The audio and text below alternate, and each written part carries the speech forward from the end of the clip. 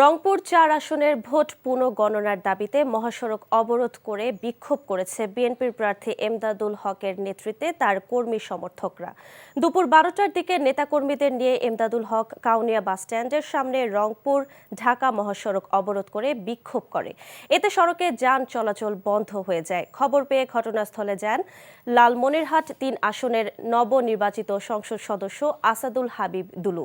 এখন পিরিয়ড হোক রেগুলার বা হেভি, প্রয়োজন মতো কনফিডেন্স আছে রেডি। Play with confidence. এ সময় তাকে জড়িয়ে ধরে কান্নায় ভেঙে পড়েন এমদাদ। পরে প্রশাসনের আশ্বাসে সড়ক অবরোধ প্রত্যাহার করে নেয় তারা। এদিকে কুষ্টিয়া ৪ আসনের ভোট পুনঃগণনার দাবিতে বিক্ষোভ করেছে বিএনপির নেতাকর্মীরা। তাদের অভিযোগ, কারচুপির মাধ্যমে জামায়াত প্রার্থীকে বিজয়ী করা হয়েছে।